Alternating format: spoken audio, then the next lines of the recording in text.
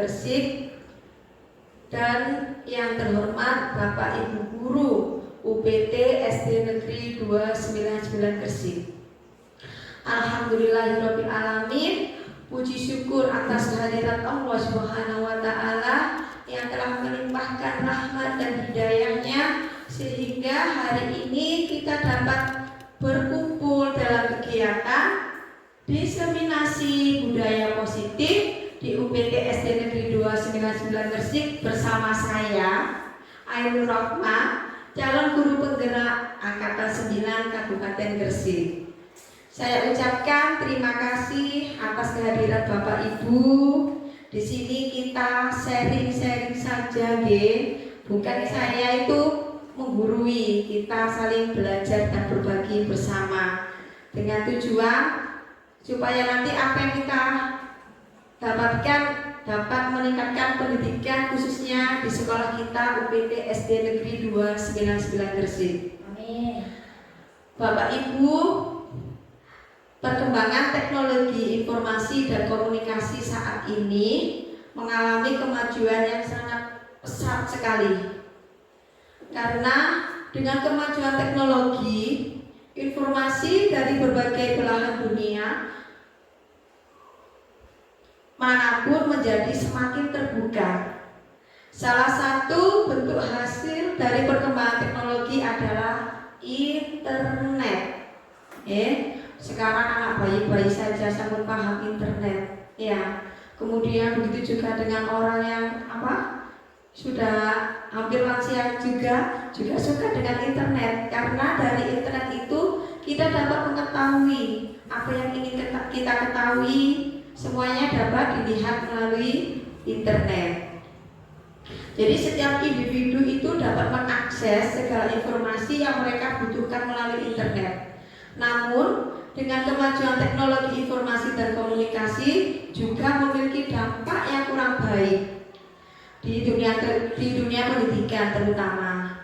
Jadi budaya-budaya asing dengan mudahnya mempengaruhi dan memberikan dampak terhadap perkembangan karakter anak. Jadi itu tadi adalah mengapa saya kok diseminasi budaya positif. Nah, karena latar belakang seperti itu tadi, ya. Ya, Bapak Ibu, selanjutnya di sini ada pertanyaan pemantik, ya. Bapak Ibu hanya menjawab setuju atau tidak setuju, ya. Pertanyaan pertama, hukuman dapat mendisiplinkan anak. Setuju apa tidak? Tidak setuju. Ya, saya setuju. Iya, Bu Jubi menjawab setuju dan Bu Tita. Ada yang menjawab tidak setuju?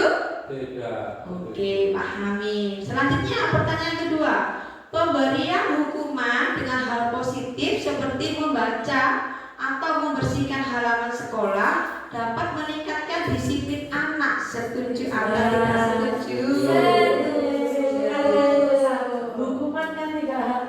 Kenapa menjawab setuju? Ya, karena hukuman itu kan bisa dengan hukuman yang positif, seperti menghafal, disuruh menyiram tanaman, membersihkan kamar mandi atau dan lain-lain yang bisa membuat anak menjadi disiplin dan bertanggung jawab.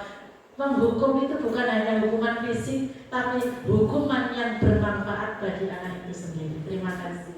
Oke, terima kasih Bu Jubi, sangat luar biasa sekali ya.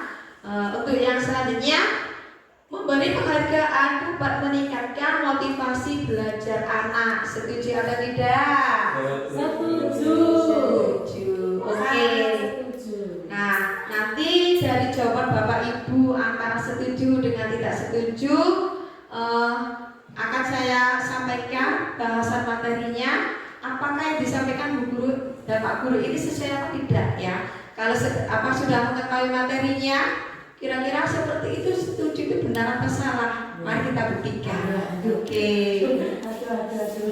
Nah, dalam topik budaya positif itu ada teman Pak Bu ya. Yang pertama adalah disiplin positif dan nilai-nilai kebajikan universal. Yang kedua, teori motivasi, hukuman dan penghargaan restitusi. Yang ketiga, keyakinan kelas. Yang keempat, kebutuhan dasar manusia dan dunia berkualitas. Yang kelima, restitusi dalam 5 posisi kontrol. Dan yang keenam adalah restitusi dalam segitiga restitusi.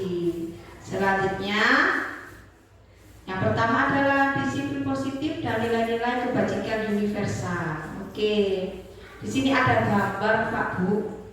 Gambar apa itu ya? Gambar tangan mengepal. Nah, dari gambar tangan mengepal ini kita akan mencoba ya membuat perubahan paradigma menggunakan tangan mengepal. Di sini ada ceritanya, ada kegiatannya. Ada A dan B. Di sini lebih enak biar lebih fokus. Bagaimana kalau kita praktekkan saja? Ya. Oke ya. Oke. Oke. Siapa yang menjadi A? 7B? Ya. Oke. Boleh maju ke depan? 7B. Selanjutnya yang B adalah siapa? Bu Ica. Oke. Silakan maju ke depan. Apa ini ya? Ya. Jadi Bu Jube adalah sebagai orang A dan Bu Ica adalah sebagai orang B. Oke. Bu Jube nggak apa-apa amati. Ya. Ya. Di sini kegiatannya adalah Bu Jube A ya. Sobeklah secari kertas kecil. Jadi Bu Jube mencari kertas kecil. Kemudian tuliskan benda atau sesuatu yang sangat berharga menurut Bu Jube. Cincin. Uang. Uang. Ya. Oke, ya. Nanti kalau sudah ditulis, kemudian kertasnya itu diletakkan di salah satu tangannya Bu Jube dan genggamlah. Harus benda ini ya. Iya, benda berharga. Ya. Apa? Jangan sampai tahu Bu Ica biar penasaran. Ya. Menutup mata. Ya, benda yang sangat berharga bagi Bu Jube. Ya mungkin kalau orang lain minta itu tidak akan dilepaskan. Khusus hanya untuk Bu Jube, hanya miliknya Bu Jube. Bukan seseorang. Iya, benda.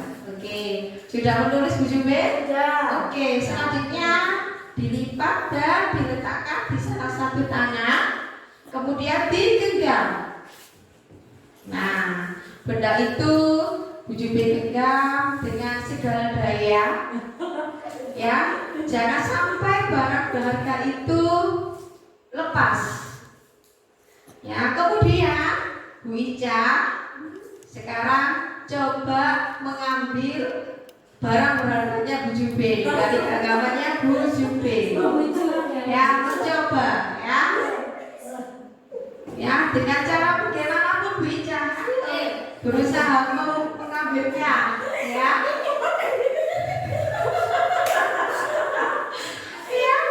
Ya, coba boleh dengan membujuk dia, boleh dengan ucapan, boleh dengan merayu, boleh dengan mengajak,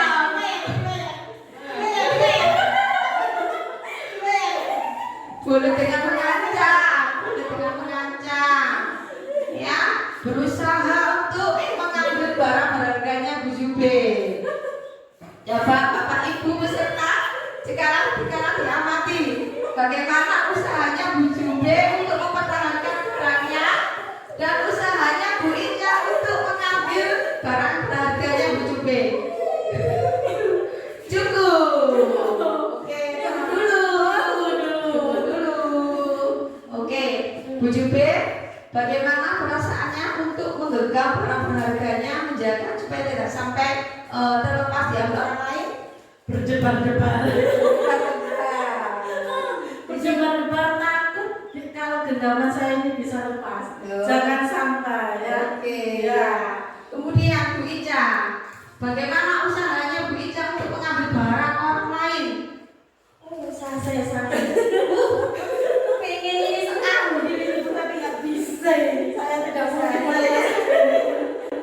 dengan sekuat tenaga tadi saya. Jadi Bu Jube dan Bu Ica ini sama-sama berusaha untuk mempertahankan Sampai merah tangan saya Bu demi mempertahankan benda kecil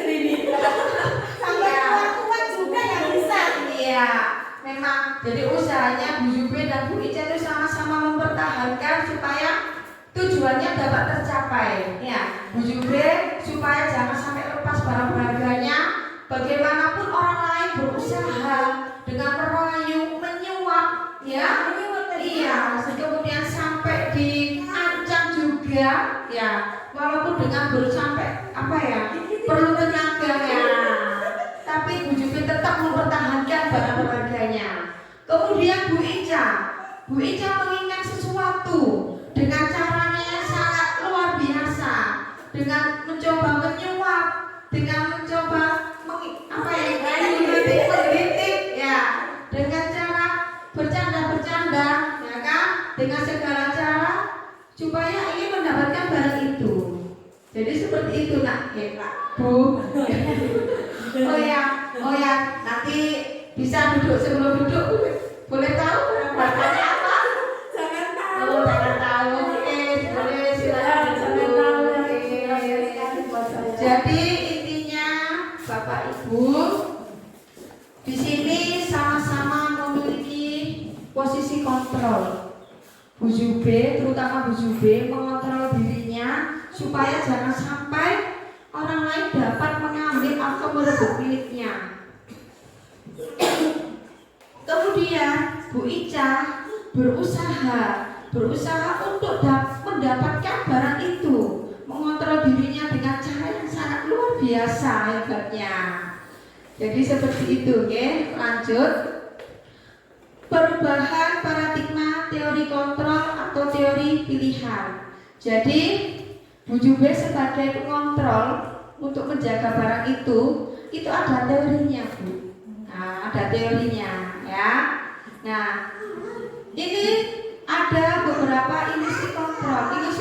Ilusi kan angan-angan. Nah, mungkin yang orang lihat atau mungkin yang diketahui secara apa ya? Hanya melihat saja. Mungkin Bu Ica kan merasa itu Allah barang ngunu wae. Nah, kalau menurut Bu Jube itu barang berharga sekali. Nah, seperti dalam pendidikan itu, ilusi guru mengontrol murid.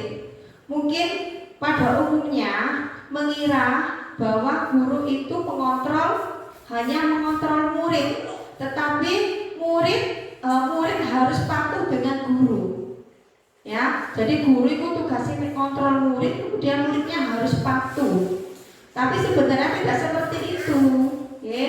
Jadi murid dan guru itu harus saling bekerja sama. Jadi guru itu tidak harus selalu mengontrol terus, tidak harus murid memenuhi kehendak gurunya. Yang kedua, ilusi bahwa kritik dan membuat orang merasa bersalah dapat menguatkan karakter. Jadi ada ilusi juga kalau kritikan itu dapat menguatkan karakter.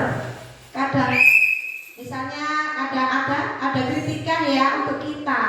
Nah, pikirannya itu dengan dikritik kita itu karakternya menjadi lebih baik. Nah, selanjutnya ilusi bahwa semua penguatan positif efektif dan bermanfaat. Nah, jadi penguatan yang baik itu efektif dan bermanfaat untuk kita. Selanjutnya ilusi bahwa orang dewasa memiliki hak untuk memaksa. Mungkin kita sebagai orang tua ya, mungkin hampir atau merasa seperti itu juga. Jadi merasa karena kita dewasa, merasa anak kita, merasa kita mempunyai hak untuk memaksa anak kita. Seperti itu. Selanjutnya dari perubahan paradigma ada stimulus atau respon untuk teori kontrol. Siapa sesungguhnya yang memiliki kontrol? Nah, jadi stimulus itu adalah pengondisian. Kita mencoba mengubah orang agar berpandangan sama dengan kita. Kita ingin merubah orang supaya orang itu berpandangan sama dengan kita. Gimana ya? Harapannya itu orang lain itu sama dengan kita.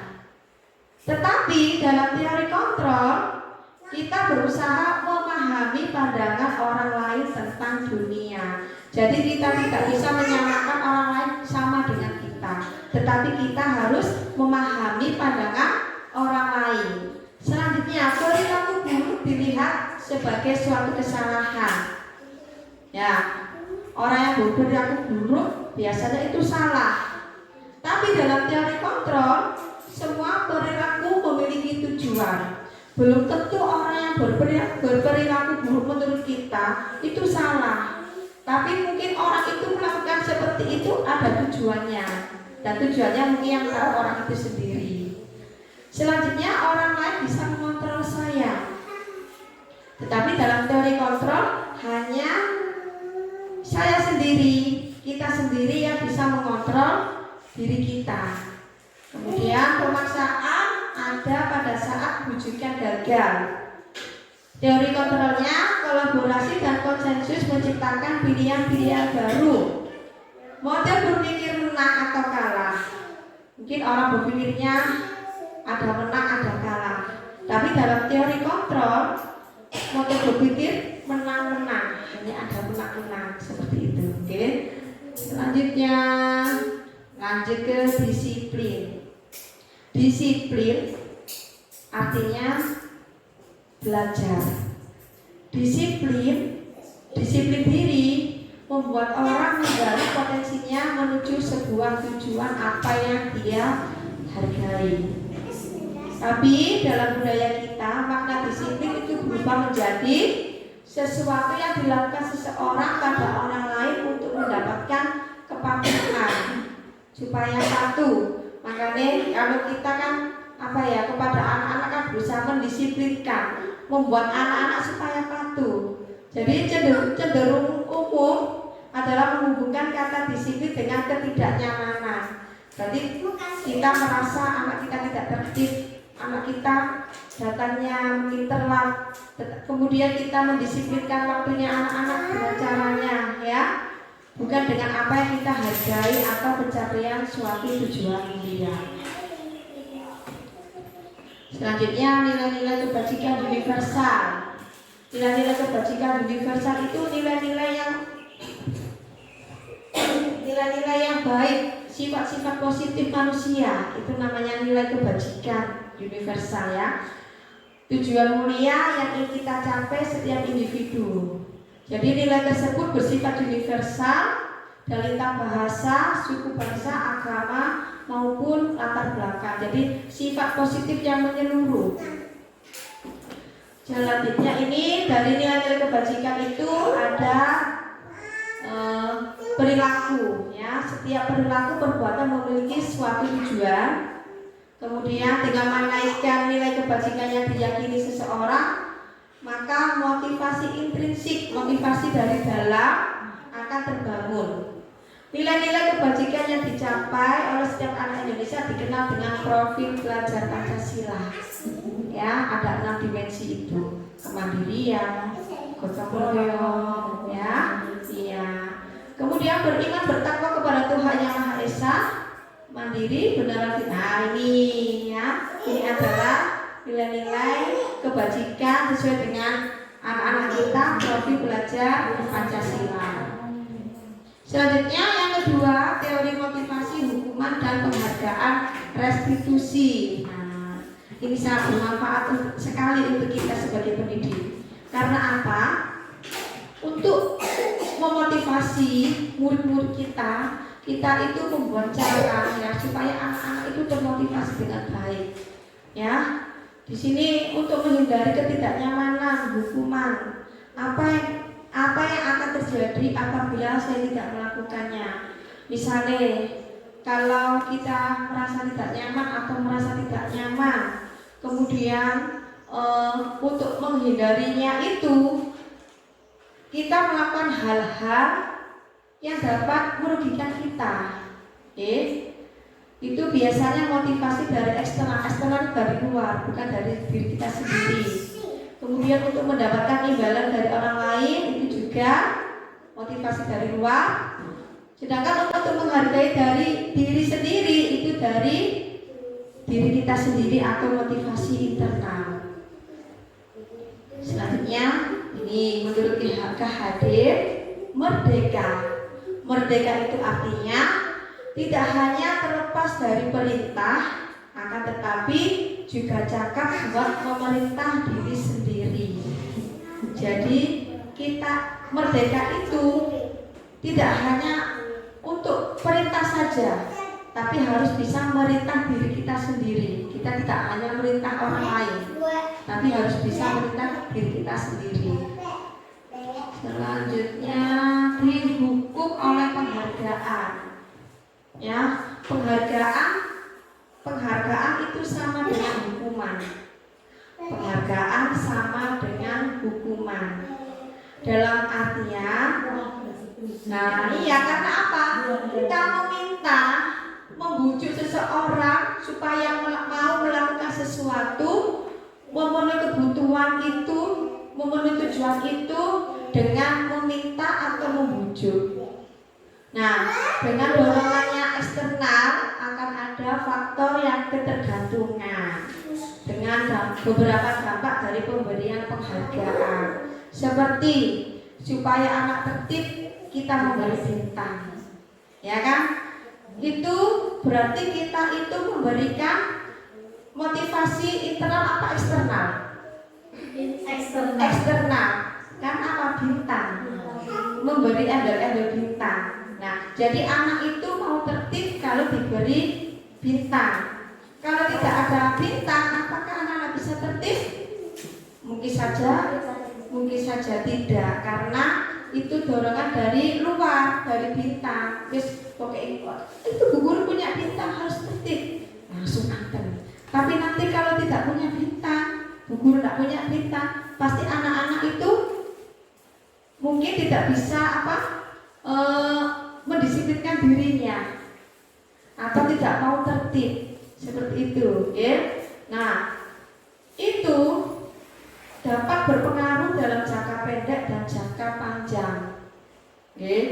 Jadi misalnya kalau sampai Bu Guru datang yang ditanya itu yang ingin tertib itu, Bu Guru punya bintang, Maruno punya, misalnya Bu Guru yang punya, maka anak-anak langsung tertib. Bu Guru punya bintang tidak, maka anak-anak mungkin tidak akan tertib. Jadi pengaruh eksternal itu sangat berpengaruh, sangat memberikan dampak untuk anak-anak itu yang kurang baik, memberikan pengaruh jangka pendek dan jangka panjang. Nah, jangka panjangnya itu mungkin hanya orang itu saja akan tertib, tetapi jika ada orang lain, nah kan tidak tahu kan kebiasaannya, nah itu nanti berpengaruh juga untuk anak-anak. Kemudian penghargaan itu menghukum. Ya, penghargaan itu menghukum. Jadi apa yang kita berikan itu anak merasa ditekan atas penghargaannya itu. Selanjutnya penghargaan mengurangi ketepatan. Jadi anak-anak kan inisiatifnya bukan dari diri sendiri, tapi karena dengan penghargaan itu tadi. Penghargaan itu tidak efektif, penghargaan merusak hubungan. Kalau sama kita saja yang punya bintang, anak-anak baik. Sama yang lain tidak punya bintang, mungkin tidak bisa tertib atau mungkin kurang bisa menerima orang lain, ya seperti itu. Selanjutnya penghargaan menurunkan kualitas. Nah, jadi ini karena apa? Pengalaman saya juga. Jadi penghargaan menurunkan kualitas. Jika ini pernah ya, saya tidak punya bintang, akhirnya anak-anak itu kecewa. Wah, Bu Guru gak punya bintang. Nah, jadi anak-anak itu menjadi kurang semangat. Soalnya Bu Guru ini tidak punya bintang, ya. Jadi menurunkan kualitas anak, menjadi kurang semangat untuk belajar. Penghargaan mematikan kreativitas.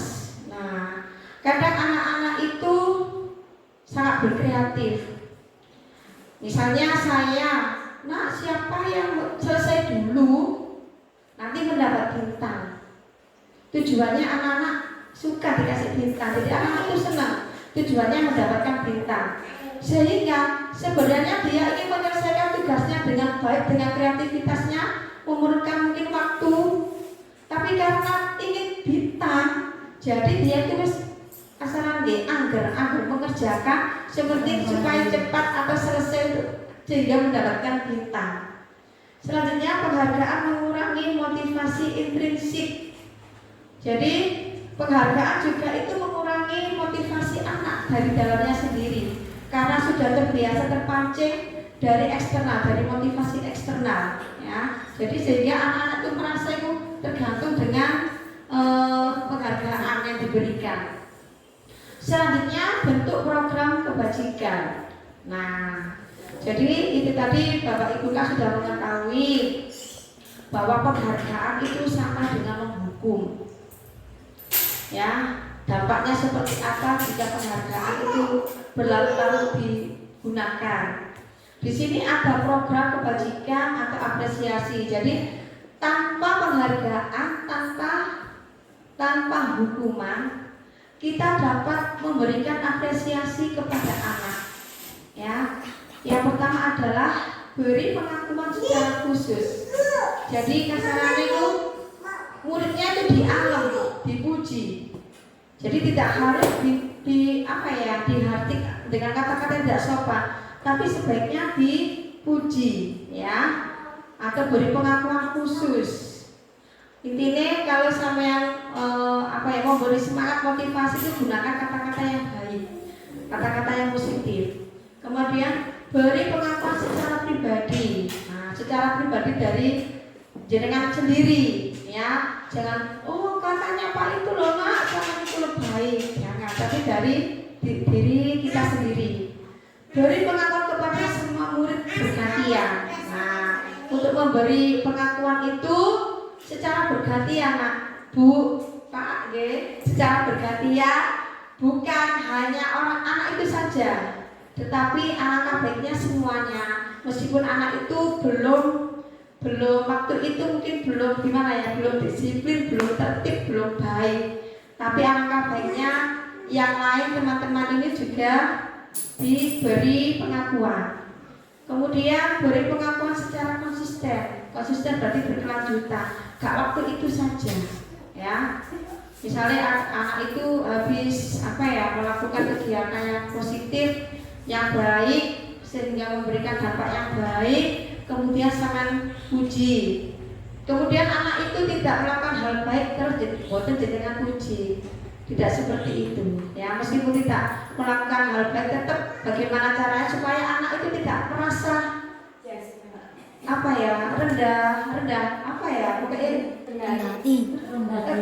rendah diri, ya, merasa gitu loh. Kemudian fokus dan proses, tetap fokus dan proses. Selanjutnya contoh pengakuan. Nah, ini ada contohnya. Jadi untuk memberi pengakuan kepada anak itu ada aturannya, ada pembuka, ada nilai kebajikannya.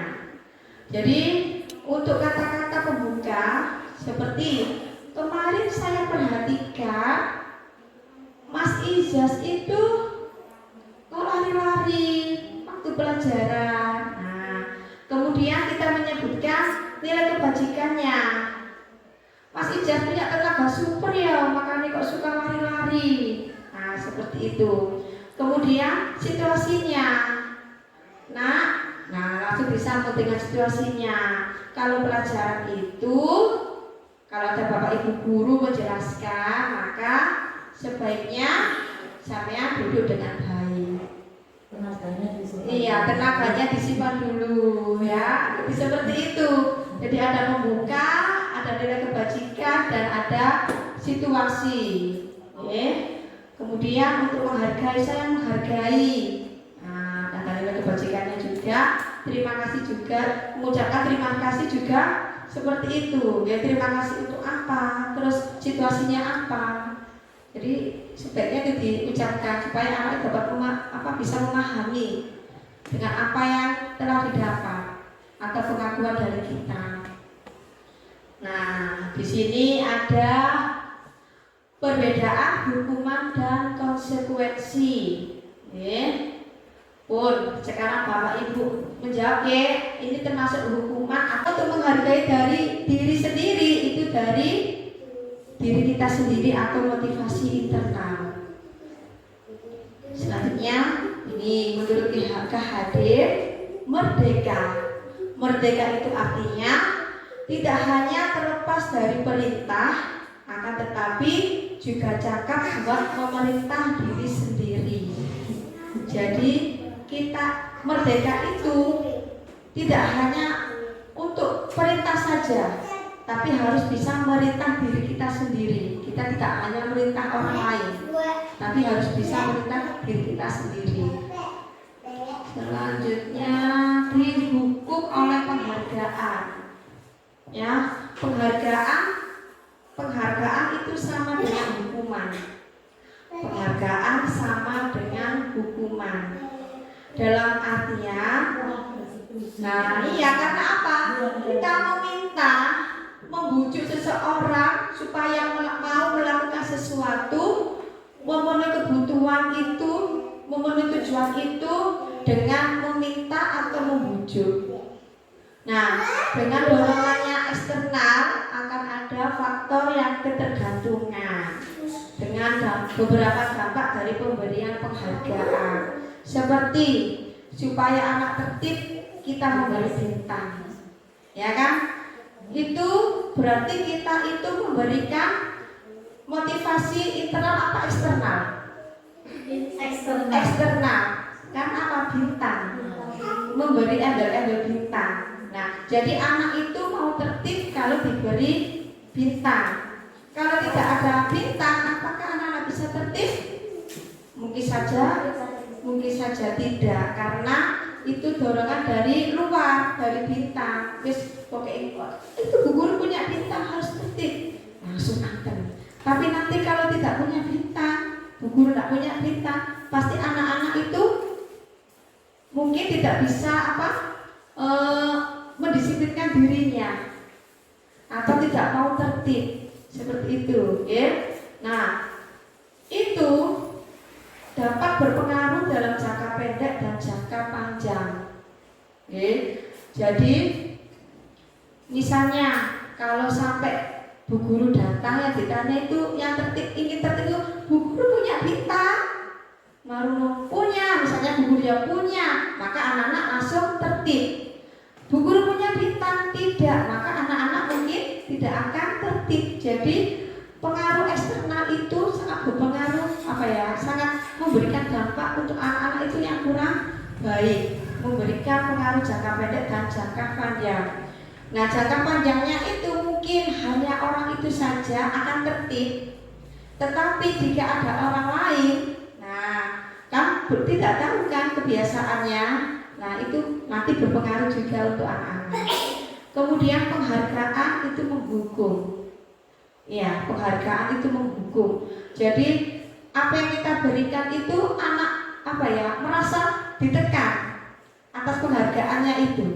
Selanjutnya penghargaan mengurangi ketepatan. Jadi anak-anak kan inisiatifnya bukan dari diri sendiri, tapi karena dengan penghargaan itu tadi. Penghargaan itu tidak efektif, penghargaan merusak hubungan. Kalau sama kita saja yang punya bintang, anak-anak baik. Sama yang lain tidak punya bintang, mungkin tidak bisa tertib atau mungkin kurang bisa menerima orang lain, ya seperti itu. Selanjutnya penghargaan menurunkan kualitas. Nah, jadi ini karena apa? Pengalaman saya juga. Jadi penghargaan menurunkan kualitas. Jika ini pernah ya, saya tidak punya bintang, akhirnya anak-anak itu kecewa. Wah, bu guru gak punya bintang. Nah, jadi anak-anak itu menjadi kurang semangat. Soalnya bu guru ini tidak punya bintang, ya. Jadi menurunkan kualitas anak, menjadi kurang semangat untuk belajar. Penghargaan mematikan kreativitas. Nah, kadang anak-anak itu sangat berkreatif.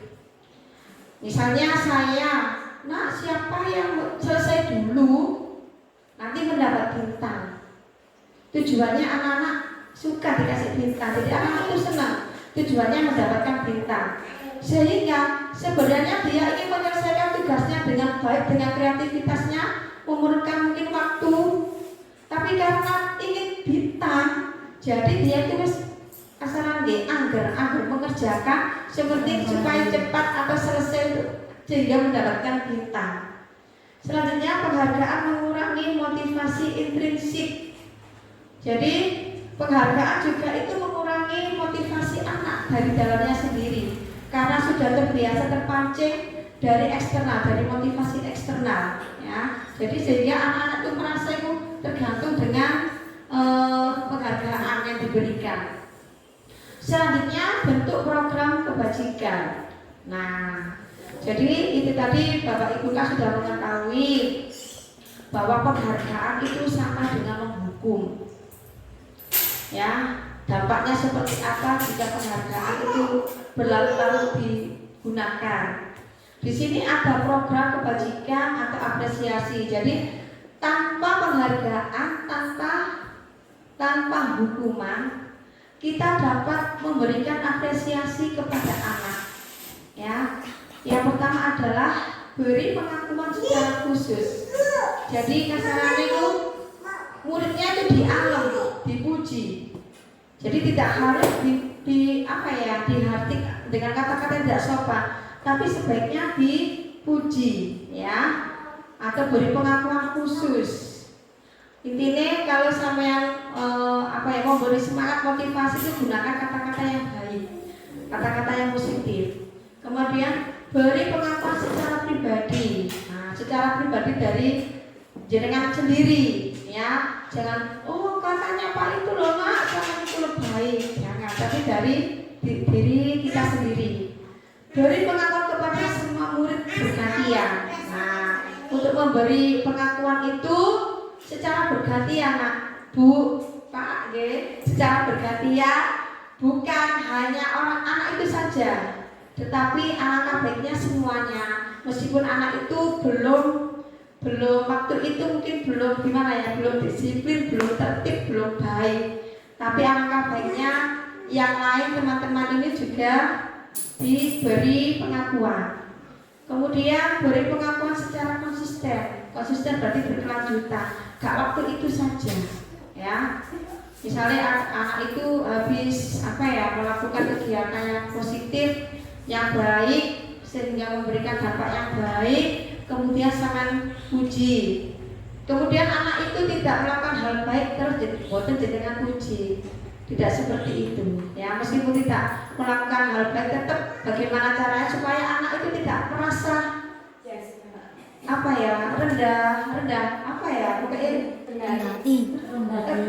rendah diri, ya, merasa gitu loh. Kemudian fokus dan proses, tetap fokus dan proses. Selanjutnya contoh pengakuan. Nah, ini ada contohnya. Jadi untuk memberi pengakuan kepada anak itu ada aturannya, ada pembuka, ada nilai kebajikannya.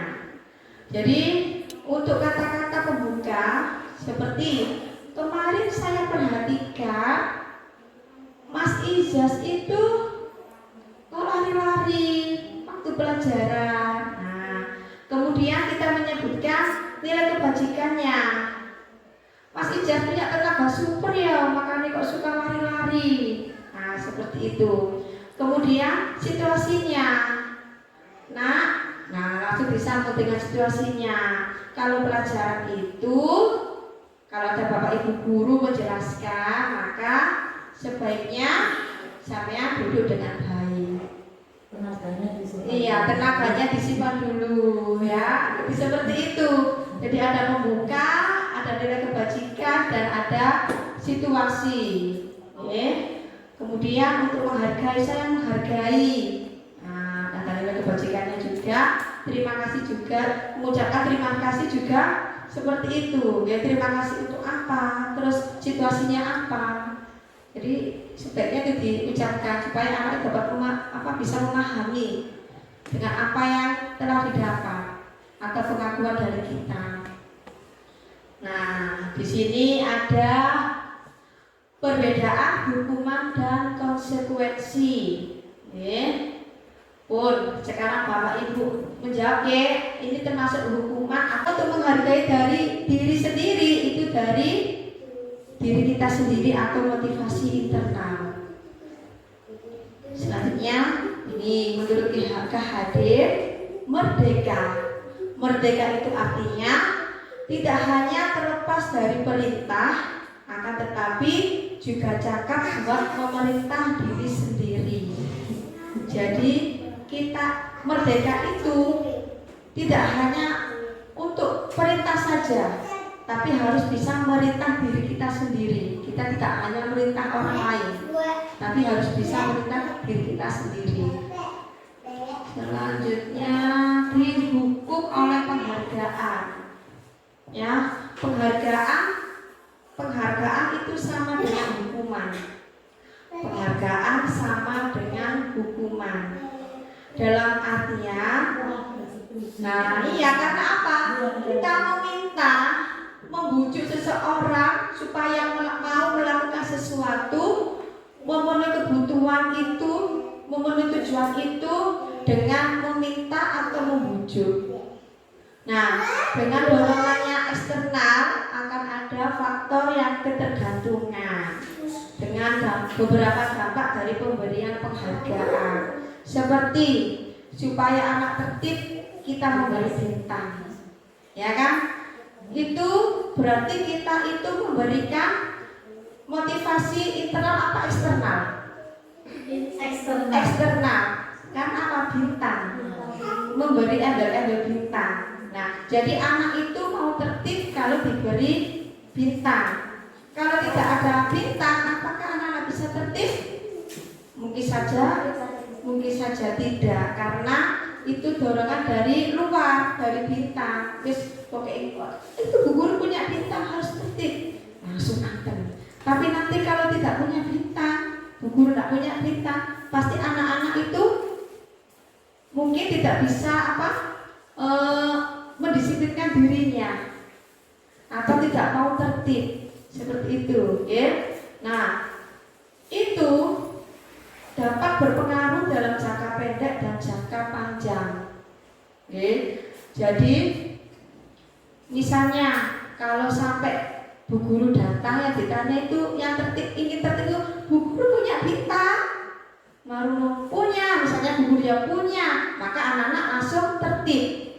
Bu guru punya bintang tidak, maka anak-anak mungkin tidak akan tertib. Jadi pengaruh eksternal itu sangat berpengaruh, sangat memberikan dampak untuk anak-anak itu yang kurang baik, memberikan pengaruh jangka pendek dan jangka panjang. Nah, jangka panjangnya itu mungkin hanya orang itu saja akan tertib, tetapi jika ada orang lain, nah kan tidak tahu kan kebiasaannya, nah itu nanti berpengaruh juga untuk anak-anak. Kemudian penghargaan itu menghukum. Ya, penghargaan itu menghukum. Jadi apa yang kita berikan itu anak merasa ditekan atas penghargaannya itu. Selanjutnya penghargaan mengurangi ketepatan. Jadi anak-anak kan inisiatifnya bukan dari diri sendiri, tapi karena dengan penghargaan itu tadi. Penghargaan itu tidak efektif, penghargaan merusak hubungan. Kalau sama kita saja yang punya bintang, anak-anak baik. Sama yang lain tidak punya bintang, mungkin tidak bisa tertib atau mungkin kurang bisa menerima orang lain, ya seperti itu. Selanjutnya penghargaan menurunkan kualitas. Nah, jadi ini karena apa? Pengalaman saya juga. Jadi penghargaan menurunkan kualitas. Jika ini pernah ya, saya tidak punya bintang, akhirnya anak-anak itu kecewa. Wah, bu guru gak punya bintang. Nah, jadi anak-anak itu menjadi kurang semangat. Soalnya bu guru ini tidak punya bintang, ya. Jadi menurunkan kualitas anak, menjadi kurang semangat untuk belajar. Penghargaan mematikan kreativitas. Nah, kadang anak-anak itu sangat berkreatif. Misalnya saya, siapa yang selesai dulu nanti mendapat bintang. Tujuannya anak-anak suka dikasih bintang, jadi anak-anak itu senang. Tujuannya mendapatkan bintang. Sehingga sebenarnya dia ingin menyelesaikan tugasnya dengan baik, dengan kreativitasnya, memerlukan mungkin waktu. Tapi karena ingin bintang, jadi dia itu kasaran nggih angger mengerjakan seperti supaya cepat atau selesai sehingga mendapatkan bintang. Selanjutnya penghargaan mengurangi motivasi intrinsik. Jadi penghargaan juga itu mengurangi motivasi anak dari dalamnya sendiri karena sudah terbiasa terpancing dari eksternal, dari motivasi eksternal, ya. Jadi sehingga anak-anak itu merasa itu tergantung dengan penghargaan yang diberikan. Selanjutnya bentuk program kebajikan. Nah, jadi itu tadi Bapak Ibu kan sudah mengetahui bahwa penghargaan itu sama dengan menghukum. Ya, dampaknya seperti apa jika penghargaan itu berlarut-larut digunakan. Di sini ada program kebajikan atau apresiasi. Jadi tanpa penghargaan, tanpa hukuman, kita dapat memberikan apresiasi kepada anak. Ya, yang pertama adalah beri pengakuan secara khusus. Jadi kasarannya itu muridnya itu dialam, dipuji. Jadi tidak harus dihardik dengan kata-kata yang tidak sopan, tapi sebaiknya dipuji, ya, atau beri pengakuan khusus.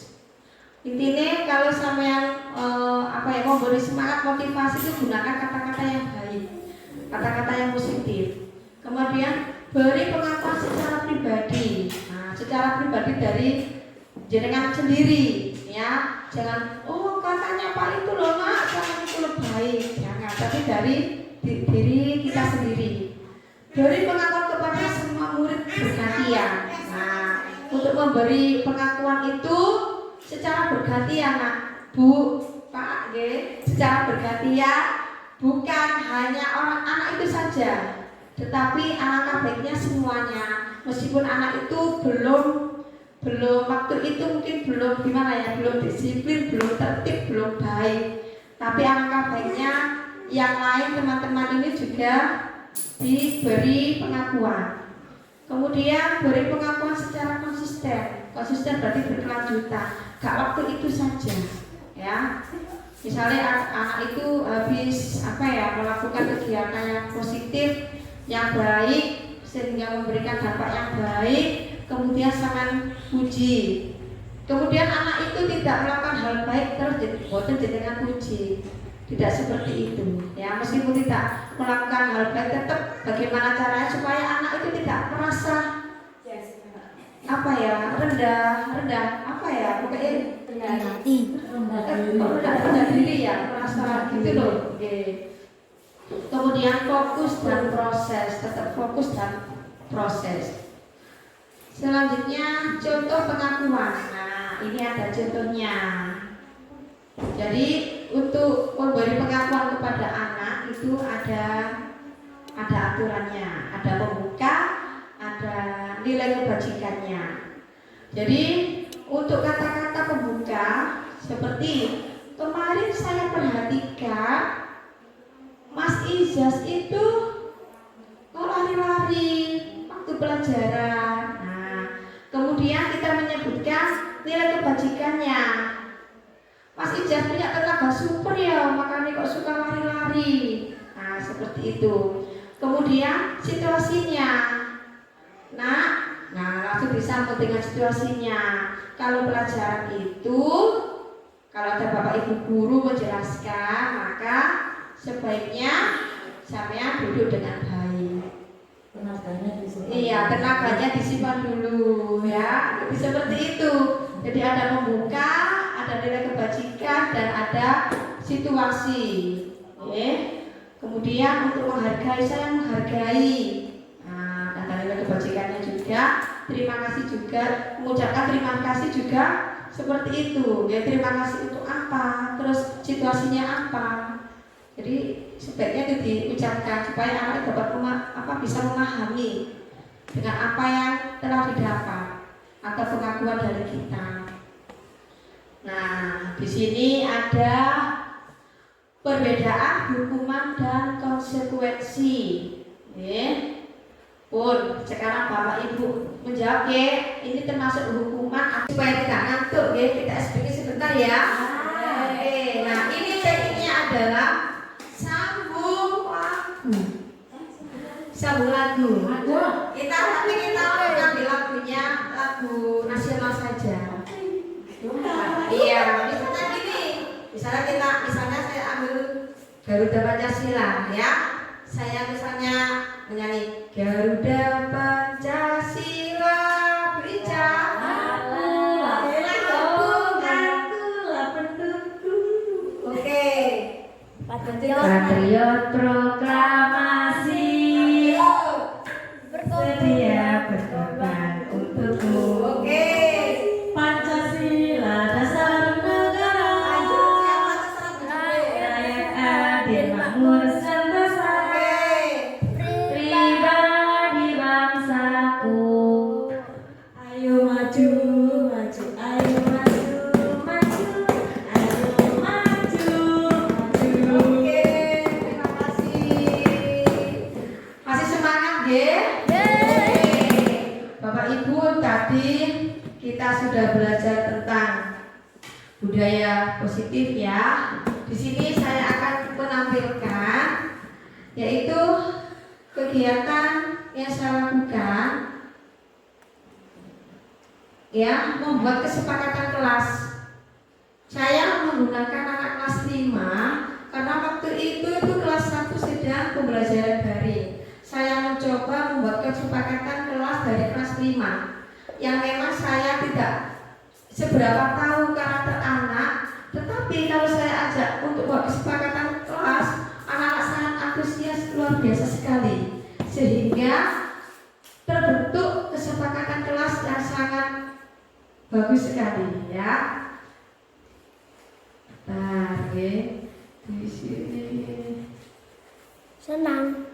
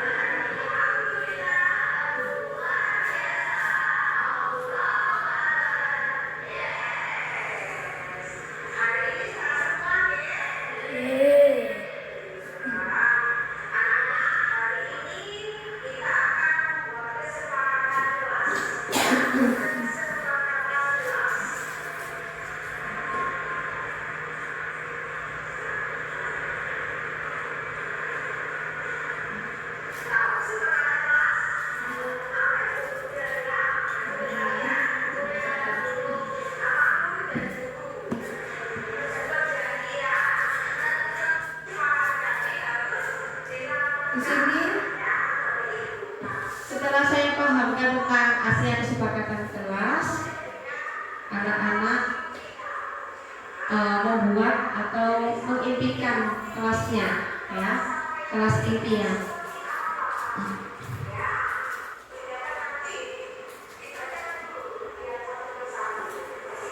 Jadi anak-anak ini menuliskan kelas impiannya, kelasnya yang seperti apa ya. Kemudian anak-anak menyampaikan kelas impiannya dengan dituliskan di sticky note, kemudian ditempel. Iya. Setelah itu dari kelas impian semua siswa ini saya ubah menjadi kesepakatan kelas. Jadi kalimat-kalimat anak-anak itu saya jadikan kalimat positif. Misalnya, tidak boleh membuang sampah sembarangan. Dalam kalimat positifnya saya ubah menjadi menjaga kebersihan kelas, seperti itu ya. Setelah itu sudah dikelompokkan ya, sudah menjadi kesepakatan kelas. Saya tuliskan lagi dari kesepakatan seluruh siswa, saya tuliskan lagi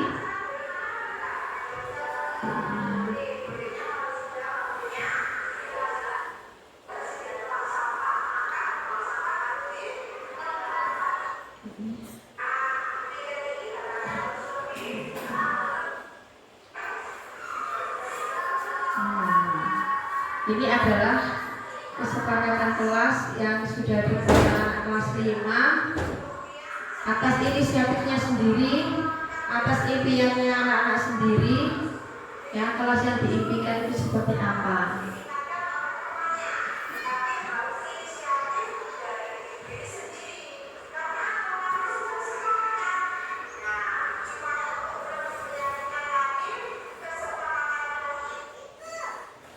Nah, kalau sudah disepakati, di sini saya memberikan tanda sepakat,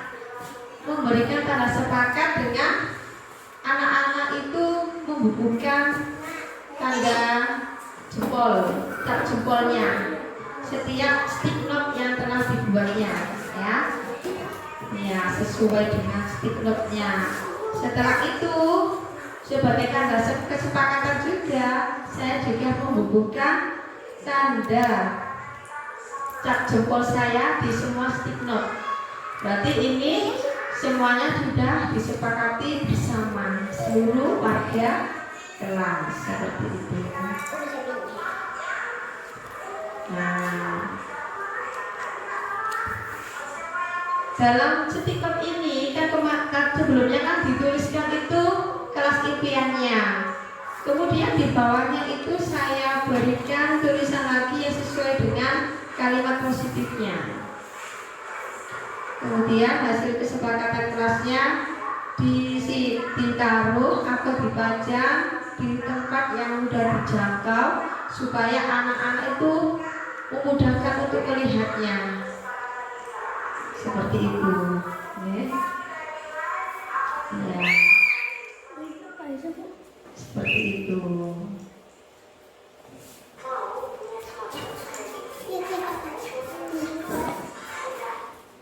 Demikian Bapak Ibu ya. Nanti kalau ada lain waktu kita akan sharing-sharing lagi, ya. Jadi kesimpulan dari saya,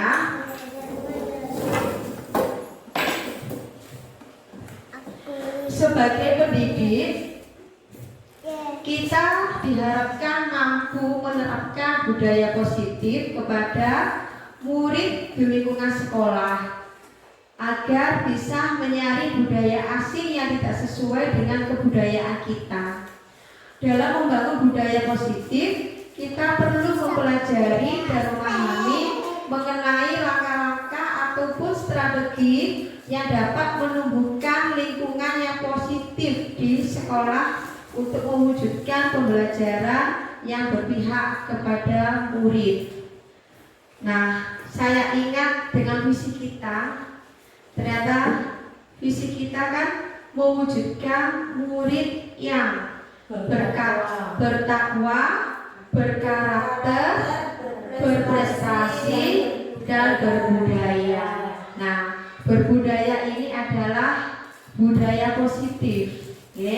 Jadi setelah kita mengetahui budaya-budaya positif yang baik untuk kita, mari kita lakukan, ya, mari kita laksanakan supaya visi kita tercapai dengan baik. Yang melakukan siapa?